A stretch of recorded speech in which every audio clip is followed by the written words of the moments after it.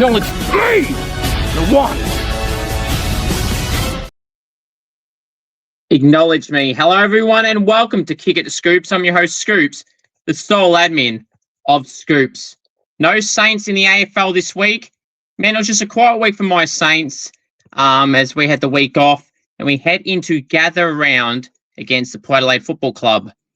Now, on the show today, we've got a lot to talk about. So we've got the world-famous segment, Scoops Goes Bang, got a few topics to bang on about. I'm going to go through my team of the week, my Supercoach talk, and review the round just gone and upcoming and everything in between all that. So I want to start off with this. You want me on Cameo, head to cameo.com/Cooper G. You want me to roast a friend, wish them a happy birthday, anything at all, cameo.com/Cooper G. And if you know any AFLW, AFL, or State League players and you want to see them on the channel in a Goal King Challenge and or interview, please do send me a message and we'll try and get something sorted. All right, let's not waste any time and go into that world famous segment. Check the analytics and you'll know it is with Scoops Goes Bang. Boom. Well.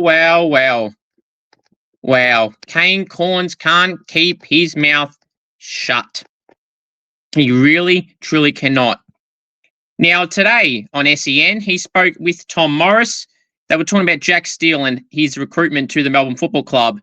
And, of course, they're having digs at St Kilda with how it happened and everything like that.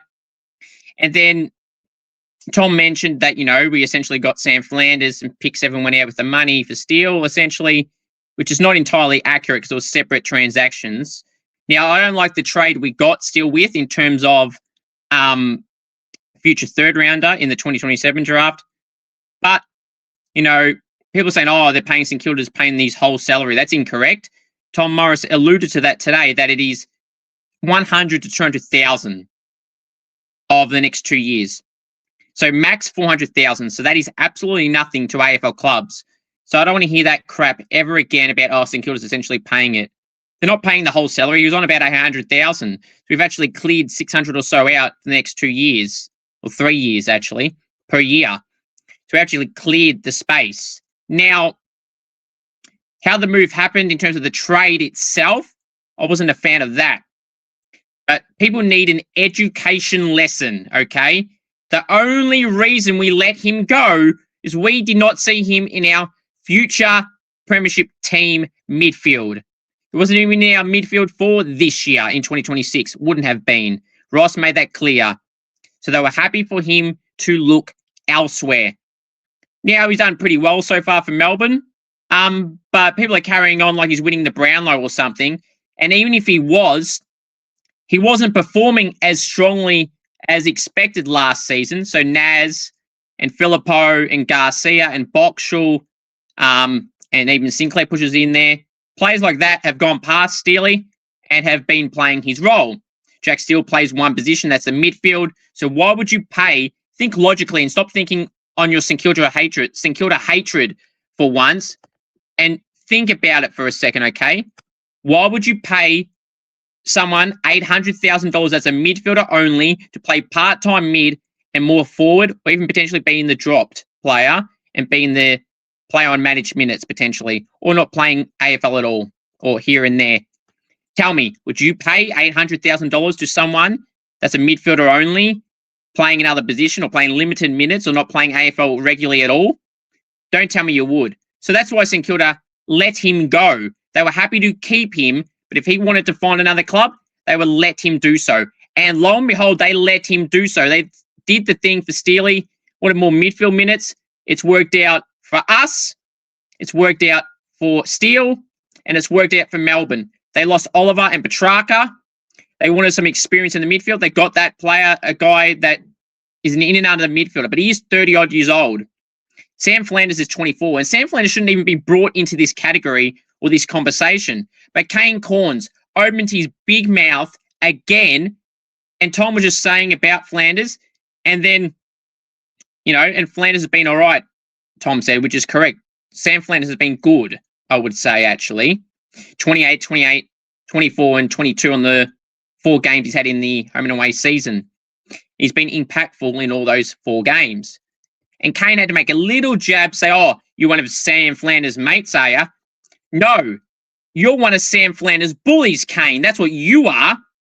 And how about you worry about your own backyard in Jason Horne-Francis, who again went at below 50% disposal efficiency, or just over 53 to 50% efficiency. That's shit, with 5 turnovers and 18 disposals. A guy that had like around half centre bounce attendances from the game played.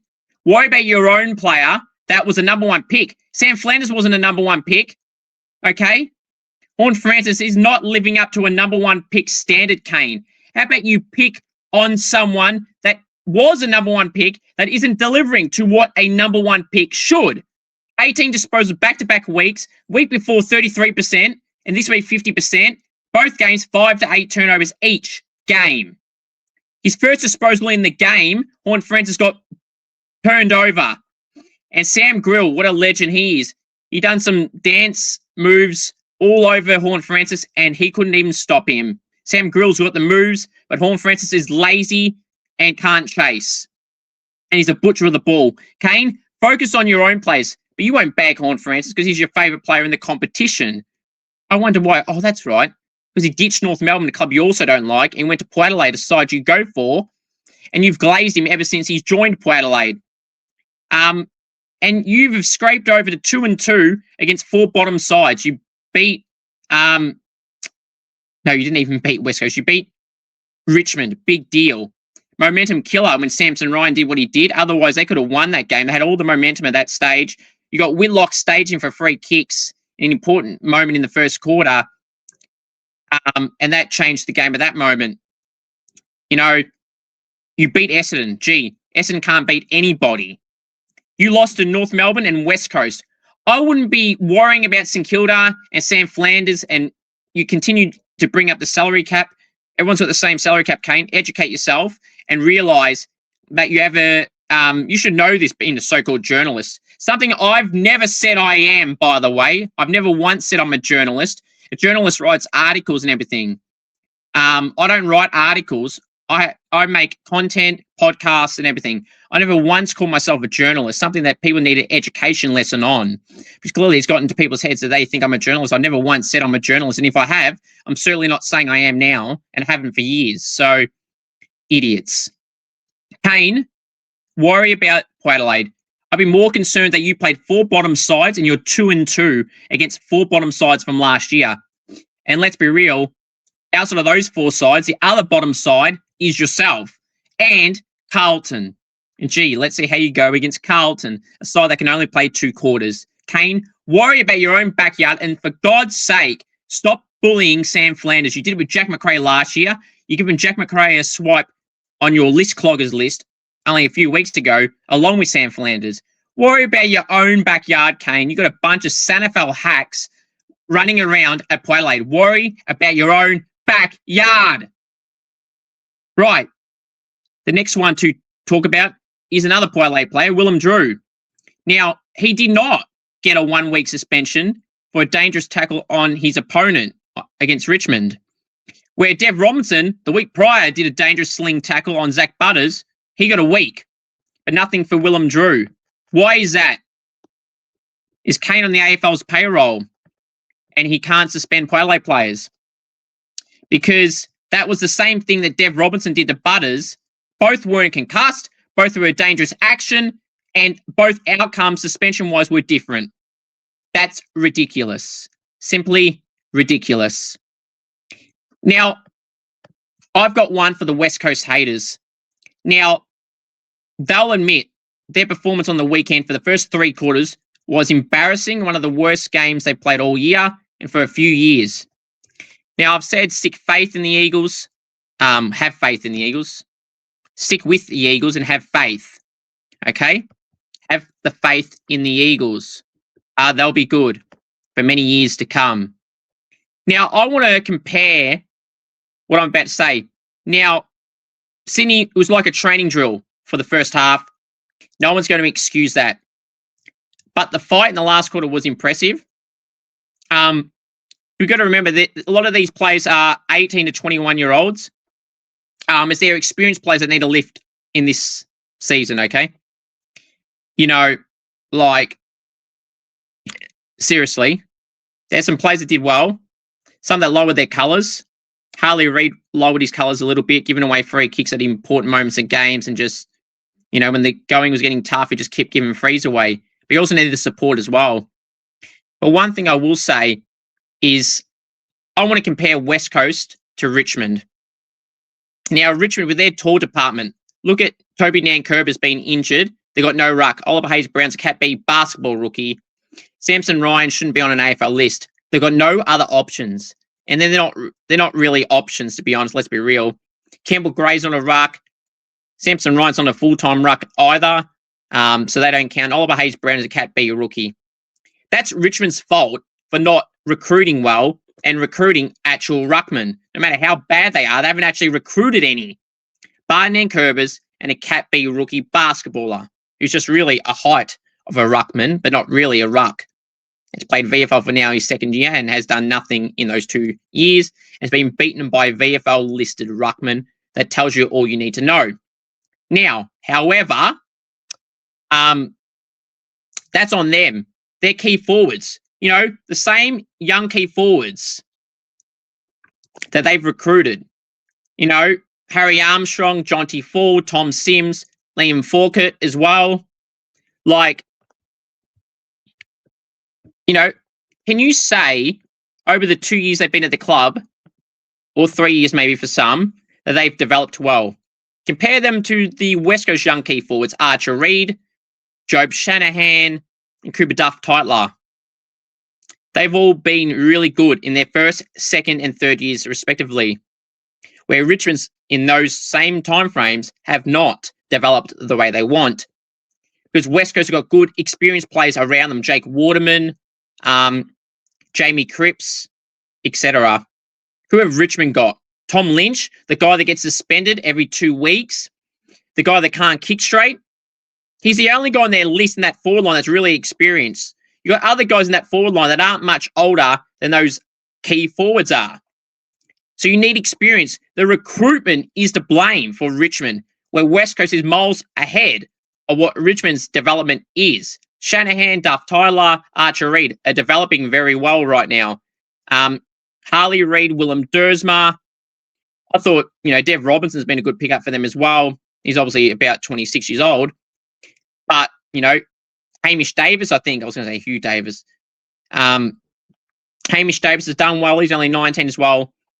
I thought he was a bit older than that, but apparently he's not. I'm just having a blank with some other names. The experience of Liam Baker, Liam Duggan, Ruben Jimby's only young as well. People got to remember that. They were missing Harry Edwards on the weekend, which didn't help their best key defender with Jimby. And Jimby can play more of a freer role like what Wilkie does. That would help. So my point is, West Coast, it was a bad game. But people, look how they've gone against other bottom sides this year, like Port Adelaide, and the other game they won. I've had a blank who that was. But they've done really well. You got to stick in with that, Eagles fans. Short-term pain for long-term game. Short-term pain for long-term gain, Eagles fans. That's what it's got to be. You'll be all right. Just stick at it. It's one bloody game. A young side's bound to have a bad performance. You can absolutely not be happy with how the weekend went, but you'll be very happy with the future. I'm telling you that right now. I would rather be West Coast than Port Adelaide or Richmond or Carlton or Essendon in the next 4 years. I'm guaranteeing you that. North Melbourne, similar trajectory to West Coast, but I would still rather be West Coast in 4 years' time than any side below them on the ladder. In terms of last year's ladder, not this year's ladder, because it's really uneven at the moment with games played and who's played who and everything like that. I even think that potentially in 4 years' time, West Coast will be better than Melbourne in 4 years' time. So that's a possibility as well. So, just stick at it, Eagles fans. You'll be all good. To all the haters Kane Cornes and the West Coast haters and the Saints haters, lift your game. The Saints didn't even play this week, and people are still picking on St Kilda with Jack Steele thing. Give me a break. It's worked out for all parties involved. St Kilda get to blood. Hugo Garcia, Hugh Boxall, Sam Flanders, Mateus Filippo. Naz in there as well. They get more minutes in there. They're the future. Jack Steele's not the Saints' future anymore. It's as simple as that. It's worked for Melbourne. They lost experience. St Kilda need to give the other younger players a go to develop their careers. And that's what they're doing. Melbourne need experience. They're doing what they did. You can't be knocking St Kilda, and Melbourne just needed to replace Oliver and Petrarca. It's as simple as that. They needed experience. St Kilda needed to give more time to the younger midfielders. And that's what we're doing, and that's what they're doing. So, end the debate. I love Steele, but this is nothing on him. Although I wasn't a fan of his little jab at Ross Lyon, he did give him all the opportunities he wanted. He respected him publicly and everything like that. So, it is what it is. Lift your game to Kane Cornes in particular. It's pathetic. Hope you all enjoyed that edition of the world-famous segment, Scoops Goes Bang. Now it's time to go through my Scoops Round 4 AFL Team of the Week. But before that, the Scoops Medal will be at the end of the year. So I'm still doing all my votes for the Scoops Medal every week. You'll find out at the big extravaganza show later on in the year. So look forward to that. Right, from the backline, the pockets, we have Kane Farrell and Jasper Fletcher. Full back, Jai Sarong. Half backline, the flankers, Archie Roberts and Colby McKercher. Centre half back, Josh Worrell. Wingers, Josh Ward and Zach Merritt. Centre man, Will Ashcroft. Our forward line, the flankers, Zach Bailey and Jake Lloyd. Centre half forward, Cooper Trembath. Forward pockets, Dan McStay and Tom Papley. Full forward, Charlie Curnow. Ruck, Brodie Grundy. Rovers, Isaac Heaney and Caleb Sarong. Interchange, Max Gawn, Logan Morris, Jake Melcham, Jack Gunston and Marcus B. The emergencies, Jade Gresham, Ben King and Riley Sanders. Now, the reasons for all these selections, easy selections, but, it was more good forwards than there was backline players this week. So, some forwards are stiff to miss out. Midfielders, not so much, but defenders, there wasn't that many to choose from. Hence the smaller backline. But again, this is the team of the week, not who you would go into a matchup with all these players. So Kane Farrell was one of Poilet's better players against Richmond. Had about 25 kicks, and I thought, he did pretty well. Jai Sarong had a goal at 27, his best game in the AFL, let alone for the Swans, off the half-back line. Jasper Fletcher, 28 disposals and about 9 intercept possessions. He was really good, and about 5 or 6 score involvements. Archie Roberts was one of the best, if not the best, on the ground in the loss to the Western Bulldogs. 37 disposals. I think he went at over 90% disposal efficiency, which is amazing. Josh Worrell had about 30 disposals again, about 9 intercepts. He was amazing against the Dockers. Colby McKercher, an insane first half and overall a good game, around 30-odd disposals off the half-back wing role. Josh Ward was Hawthorn's best player today, in a good win over Geelong. About 30 disposals, and he did pretty good. Will Ashcroft, 1 goal and 36. He was amazing. Zach Merritt toiled hard with 30 disposals and about 8 tackles. He just, in that second half, he lifted so well, just like the team. Zach Bailey, 2 goals, 2 and 25 disposals. He was amazing. Cooper Trembath, 3 goals and about 14 disposals. He's one of the best players on the ground for the Roos. I thought maybe he could even been best on for them.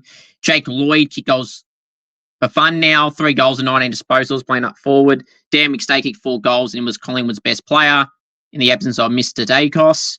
Charlie Curnow kicked 4, and he was really good for the Swans in their massive win over the Eagles. Tom Papley, in his 200th game, went on to Papley. 2 goals, 24 disposals. He was amazing. Brodie Grundy, one of the best games for a ruckman this year. 1 goal, 28 disposals, 13 score involvements, 10 clearances. Without a shadow of a doubt, the best ruck easily this round. Isaac Heaney, welcome back to Isaac Heaney. Back of a bang. 4 goals, 26 disposals, easily best on ground with Brodie Grundy. Brodie probably was just ahead. Caleb Sarong, 32 disposals, really good for the Dockers. Max Gawn had the better of Jared Witts, and Wittsy had his colours lowered, but Brodie Grundy was better than Gawn. He kicked a goal and 23, and only 5 clearances, where Grundy had about 10 and 13 score involvements compared to Gawn's a bit less than that. Gawn had, I think it was 8 score involvements, and Grundy had 13. Jack Gunson kicked 3 goals, 4 in the famous point today against Geelong, 14 disposals. Jake Melsham kicked 4 and about 11 disposals. He was good about 7 score involvements, I think. 3 goals, 3 and 20 disposals for Logan Morris. And Marcus B, a goal and 35. Did most of his damage in the first half with 22 disposals. Wasn't that great in the second half, but very weak midfield group to choose between this week. So that's why he just made it ahead of Riley Sanders. Jay Gresham was a great small forward for the Bombers with 3 goals and 11 disposals. Winding about the clock was Gresh. And Ben King, all hail the King, kicked 3 goals as well. So, yeah, very interesting team of the week this week. But, that's what I've gone with because, I think really at the end of the day, that was really probably what I think was a good one. Comment down below. So, yeah. Now, we're going to go through my Supercoach talk in just a second. But, I think with Supercoach, I was I can't even speak, relatively happy with how I went, to be honest, because put all the injuries and everything together, the amount of players I've had to take out of my team and everything like that.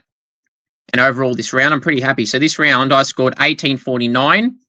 I was top 30% before the round. I'm going to go out on a limb and say that I'm now top 28% or something like that. I'm recording this not long after the game is finished, so Supercoach is not officially updated yet. So that's my score. I'm really happy with that. But, I had some players that did well for me that I'm really happy with. So, yeah, so that's that. Let's go through my team and I'll go through who did well for my Supercoach. At the end of the day, Josh Worrell got 120, so I'm really happy with how Josh played. Really happy with how Josh Worrell went. So I'll put that on the screen for you all now. He got 120. Sam Grill got 90. Really happy with that. Lockie Jarks got 67. Happy with that. Jai Sarong, amazing. 126. Selwood, 28. Absolutely shit and will be out of my team very shortly, but he'll be on the bench anyway this week as Sinclair and Naz are back. Josh Lindsay got 46. Now, I brought in Marcus B only simply because everyone else has him in their team, so I had to do it as well. He got 153, which is pretty good for Supercoach. But then again, he probably shouldn't have got that much. But as I said, he gets handed points, so had to bring him in. Zach Butters got 114. Noah Anderson, 85. Not happy with that. Of Anderson, Butters, whatever. Lockie Neal, 114. Really happy with that, considering his score wasn't going that great. He played good, but his score wasn't great. I brought in Willem Dersma. Was one I debated. He got 72. Was really happy with that. So he's got 80, 80, and 104. Well, obviously a few points more than 80 exactly, but it was about 82, 84 both games, and then 104 last week, and 72 this week. Considering they got smashed, I'll take that for sure. Jagger Smith got 70. I mean, you got to lower your expectations on rookies like Jagger. They're not going to get 100 every week. 70 is pretty good. Tom Blamires, 56. That's a bit of whatever. Jack Watkins, 7. Absolutely shit and should be dropped this week, but he'll be off my field anyway for Dacos this week, but absolutely shit. He even might be out of my team. So we'll have to wait and see there. That's just unacceptable when you play a whole game and score 7 bloody points. Brody Grundy, amazing, 184. His score showed how damn impressive he really was. Luke Jackson, 126. I had Lockie McAndrew on my bench for 123.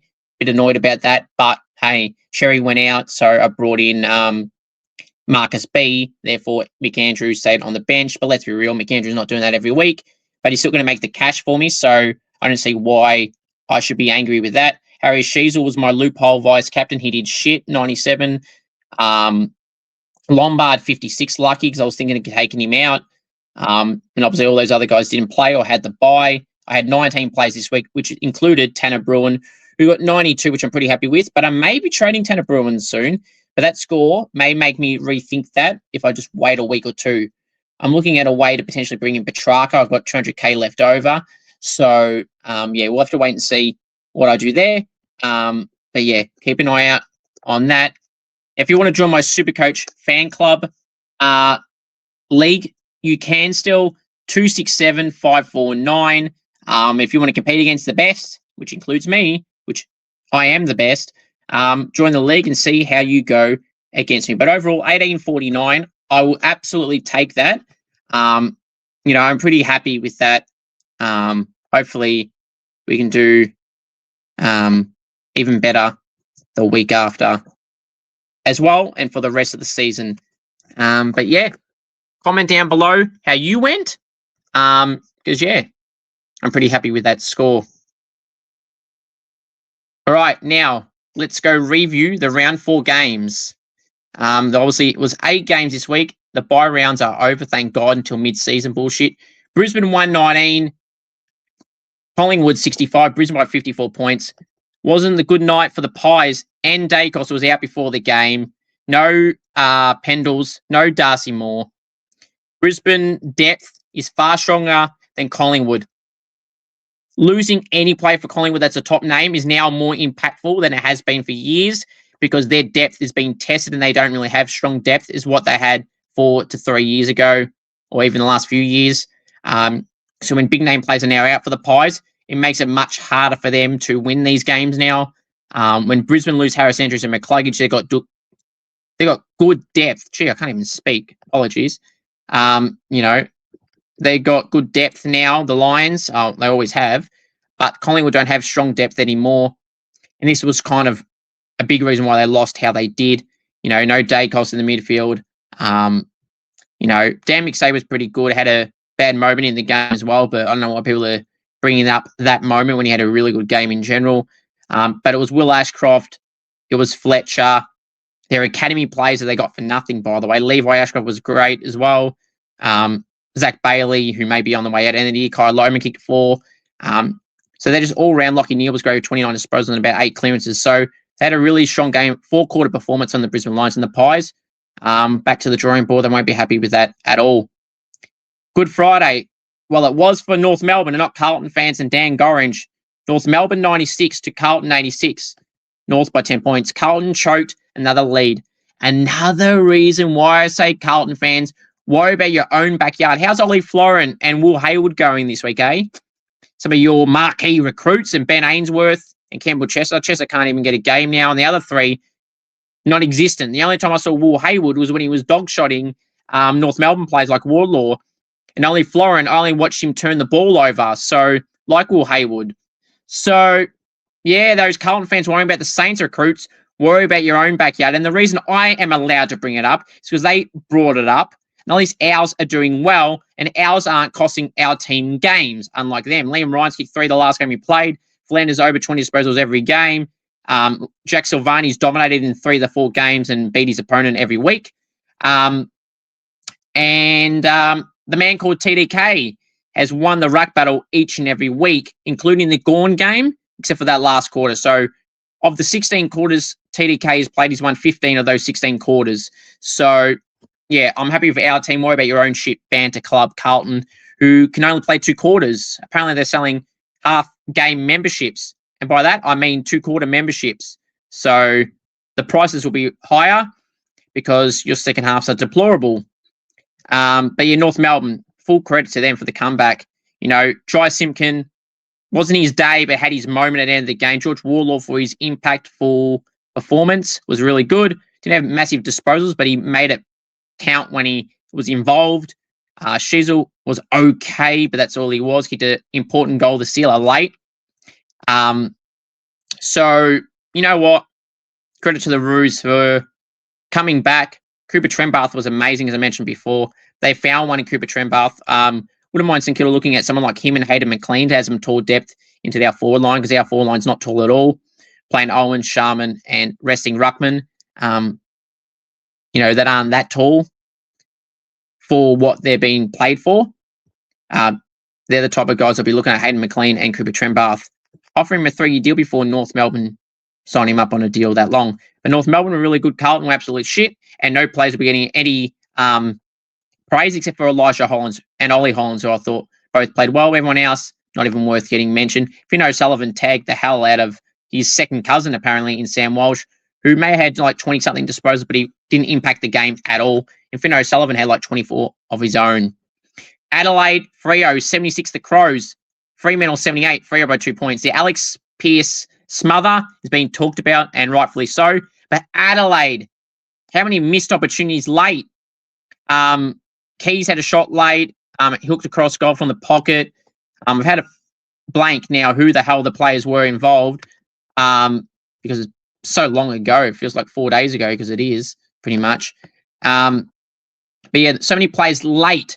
They had another smother. It wasn't just Alex Pearce one late. Peatling as well. So it's like all these chances in the last few minutes, the Crows, they didn't take it. They weren't necessarily robbed this week due to umpiring. They just had some smothers go against them and shots at goal that went against them. Thilthorpe played.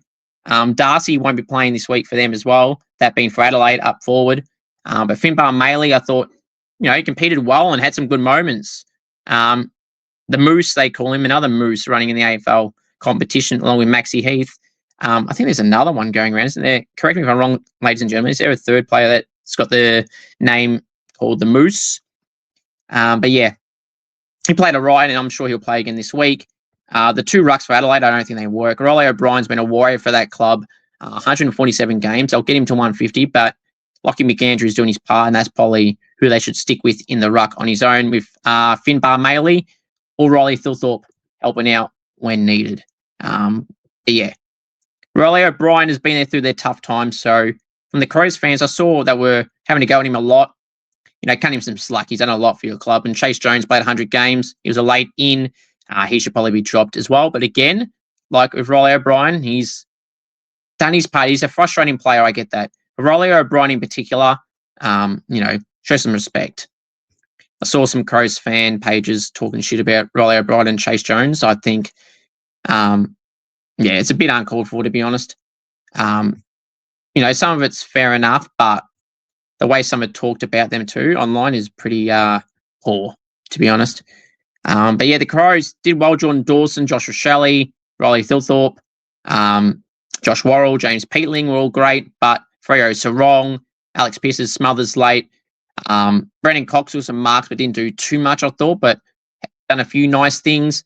But look, it is what it is. The Dockers got it done away from home. They're playing Gather Round again in Adelaide, that is. So like the Saints will go back-to-back weeks in the Adelaide City as well. Richmond 48, Adelaide 90, Port by 42 points. This game was so shit that I won't be talking about it, except for this. Alira can apparently push players and continuously get away with it. 5 times the commentary brought it up. This is how many times I need to say this. If you put body contact on Alira one-on-one, you'll beat him more times than you don't. He's a great intercept player, Alira, but when you put body on body with him, he is beatable. He is not that good one-on-one compared to intercept play. He's good at that. Don't let him play to his strengths. So St Kilda, make sure you put body contact on Alira one-on-one. Don't let him roam around the ground playing on his own or intercepting other passes. Put body contact on him. Mitch Owens, got the physicality, mate. Put that body on him and don't let him roam around. I'm telling you right now, if we let him do what he wants, that'll help them. We quell his influence, will win the game. So quell his influence, and Zach Butters and Mitch Georgiades. They're the 3 to watch out for. Especially Mitch Georgiades. He's the one in form. Wilkie, go to Mitch. Don't let him do anything. They look shit when he does nothing. They look better when he does something. You stop Georgiades, you stop Butters, they lose the game. And don't let Aliyah play to his strengths of being an intercept marker and spoiling it and everything like that. Make him defend make him defend one-on-one and you will beat him. No matter the height of you, put the body on him and you will beat him. And stop Georgiades and Butters, and the Saints should be beating Port Adelaide. Should be beating them anyway. But do that, and you should beat Port Adelaide every week. That goes for any team playing Port Adelaide coming up. So, yeah. Sam Banks and Sam Grill were Richmond's best players. What else was on Saturday? West Coast 35, Sydney 163, Swans by 128. I mentioned it earlier, so I'm not going to mention too much about the West Coast side of things, but there was some signs to like about Willem Drew and Joe Shanahan and everyone like that. Yeah, look, it wasn't their day, but they'll get some soldiers back as well. Sydney, it was Papley in his 200th. It was Heaney. It was Grundy. It was Jake Lloyd. It was Blakey. It was everyone for the Swans. 4-quarter performance, and they just did what they had to do. The biggest win margin this year by a long way, by about 40-odd points, but only 4 rounds in, everyone, so calm down. West Coast won't be losing like that ever again this season or anytime soon. You would hope not, because it would be disappointing if they did that again. I think they're better than that now to not lose games like this. So I didn't expect this to happen at all this year. Maybe games where they get smashed by like 60-odd points, but I thought these 100-point blowouts were past them, and hopefully they are, because they're better than what they showed on the weekend. I'm telling you that right now. Melbourne 109, Gold Coast 89, Melbourne by 20 points. Give them the credit. I will. Great win. Gold Coast just looked lost. I don't know. Did they think they were just going to waltz in and win this? Steele and Gordon were some of Melbourne's better players in Melksham. Rao came back, which is great to see, but he had no impact at all. Ben King was really good up forward. Leo Lombard had his moments. Noah Anderson was shit, and Rao was shit, and no Petrarca. So Will Powell played his some solid game, and as did Brody Hewlin. But look, for the Suns, they're not going to be worried by this. It's not going to change that they're a flag contender. Anyone that says that they're not a flag contender after this game clearly don't have any ball knowledge. And Melbourne, it was a great win. I'll give them all the credit for that. But they're not playing finals. They're not making wildcard round, nothing like that. So calm your horses about Melbourne. Now I'm hearing people saying, oh, how far into finals can they make? Calm down. Seriously. You've seen this before with Melbourne and any other team that is at the bottom part of the ladder, and they get a good win, and then everyone pumps them up, and they get smashed the next week. And they got Essendon this week. So if they lose to Essendon, those people will be very quiet very quickly. We will get Jordan Ridley back and Nate Caddy. So we'll see. It's on neutral territory in Adelaide. So, yeah, we'll see. Right, the next game to go through was the other game yesterday. Who the hell was it? Western Bulldogs 99 to Essendon 65. The Bulldogs by 34 points. Now, that first quarter from the Essendon Football Club was nothing short of an embarrassment. But then the Bulldogs embarrassed themselves quarter time onwards. Officially on the scoreboard, Essendon defeated the Bulldogs by 1 point. Yes, 1 point. 1 point. Yes. I am just letting you all sink that in. 1 point. Luke Beveridge wasn't happy. The players weren't happy after quarter time.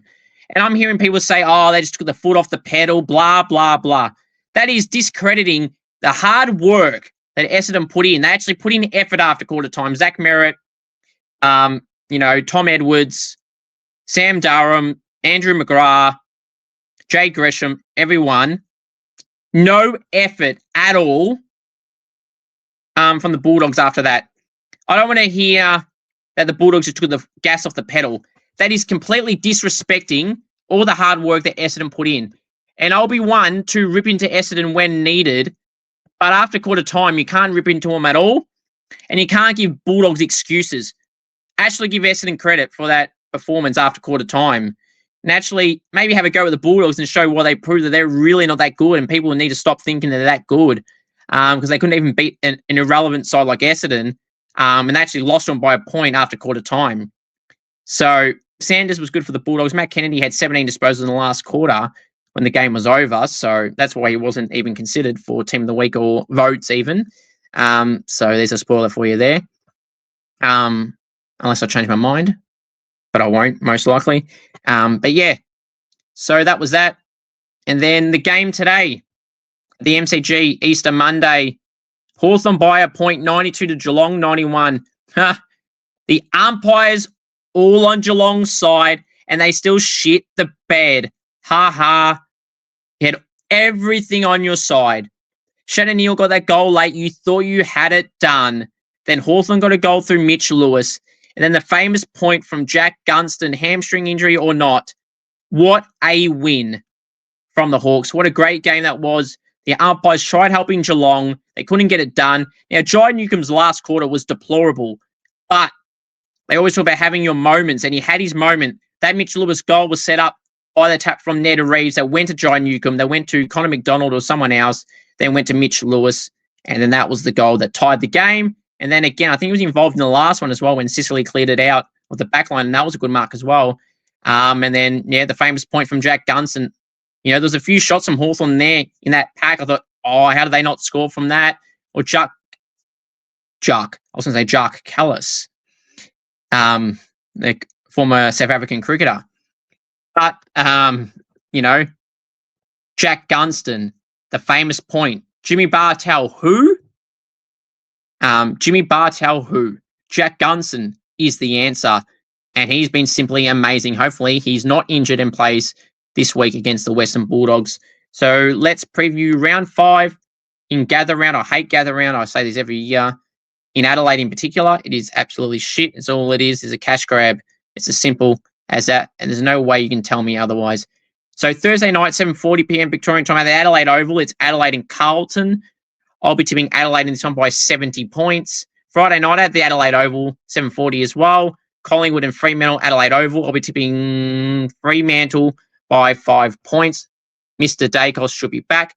Now, Saturday, 12:35 p.m. Victorian time at the Barossa is North Melbourne hosting Brisbane. Brisbane will win this one by 48 points. 1:15 p.m. on Saturday at the Adelaide Oval, it's Essendon and Melbourne. I'll be tipping Melbourne in this one by 5 points. There should be a game at 9. What the hell? Oh, yeah, of course. The night game. No, hang on. What the hell? Yeah. Well, hang on a minute. Yeah, I don't know what's happened here.